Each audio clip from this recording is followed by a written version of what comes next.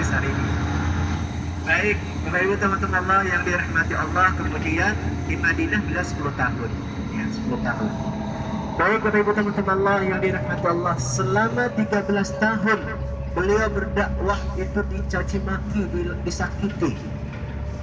Coba misalkan Al-Mukarram Ustaz Fahdiadi misalkan berdakwah di Facebook, ya. Kemudian di antara komentar itu ya, ada yang membuli beliau langsung tutup akunnya. Misalkan Rasulullah 13 tahun Bapak Ibu. Bukan hanya cacian, bukan hanya bulian, tapi juga dimentari batu dan kotoran.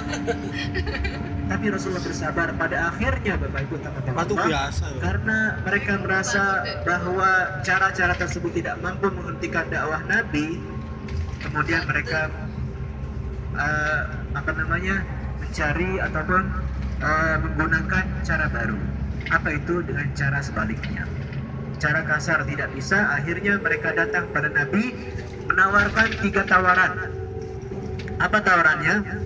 Pertama, Muhammad, kalau tujuan dakwahmu semata-mata karena harta, ya, karena uang, akan kami kumpulkan harta-harta, kami berikan pada kamu. Kamu akan menjadi orang yang paling kaya di Arab ini, paling kaya Bapak Ibu. Tapi Rasulullah menolaknya, ditolak. Yang kedua datang, Muhammad, kalau tujuan dakwahmu semata-mata karena tahta, jabatan, siapa yang tidak suka pada Rasulullah? Kami akan angkat kamu sebagai pimpin kami, raja kami, tapi hentikan dakwah. Ditolak oleh Nabi. Yang ketiga, wahai Muhammad, asalkan kamu berhenti dari dakwah, akan kami kumpulkan wanita-wanita di Arab ini. Ya, bukan asal wanita, yang cantik-cantik, ya, bukan sembarang wanita, ya, yang cantik-cantik. Kamu pilih yang paling cantik, kamu nikahi. Kamu akan memiliki wanita yang paling cantik di Arab ini. Semuanya ditolak oleh Rasulullah SAW. Baik Bapak Ibu, karena semua ditolak, akhirnya kafir Quraisy, para pembesarnya, ya, para pemimpinnya berkumpul di Masjidil Haram. Ada sebuah ruangan namanya Darun Nadwah. Tidak boleh masuk ke ruangan tersebut kecuali hanya pembesar saja dan umurnya di atas 40 tahun. Artinya pandangan, pemikirannya sudah matang. Ayo kita satukan suara, bagaimana cara menghentikan Muhammad?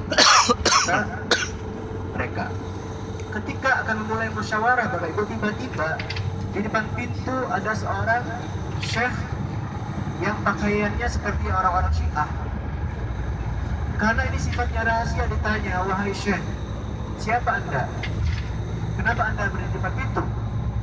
Apa jawab syekh tersebut? Saya adalah seorang syekh dari Najd. Kalian tidak akan rugi kalau mau mendengarkan saran-saranku, kata syekh tersebut. Siapa sebetulnya syekh tersebut? Dia adalah iblis menjelma manusia seperti syekh dari Najd. Akhirnya izinkan masuk. Akhirnya ayo kita satukan suara, bagaimana cara menghentikan Muhammad. Segala cara sudah, tapi tidak berhasil. Akhirnya satu persatu menyampaikan usulannya, ya. Pertama namanya, Bapak Ibu saya menghadap ke depan bawah, ya, karena listnya takut nyasar.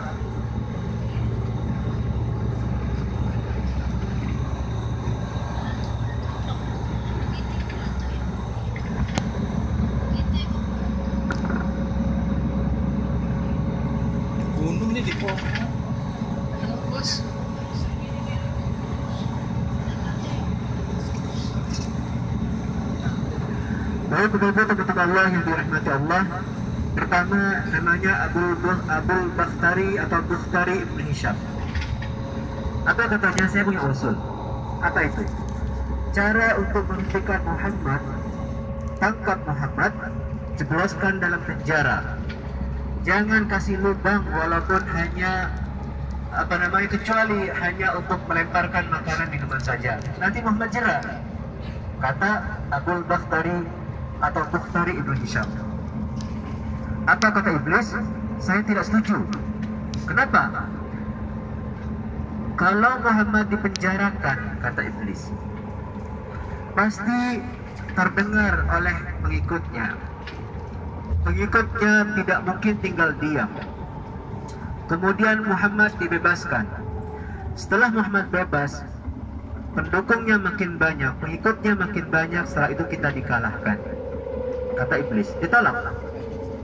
Yang kedua, datang usulan yang namanya Al-Aswad. Saya punya usul. Apa itu? Cara untuk menghentikan Muhammad, tangkap dia, kemudian buang, asingkan, buang dari Arab ke Indonesia, ya, ke Malaysia misalkan, atau ke Afrika dan seterusnya. Kalau misalkan beliau tinggal di Indonesia, buang ke Arab, buang ke Eropa, macam-macam. Bagaimana caranya supaya keluar dari ini? Lakukan.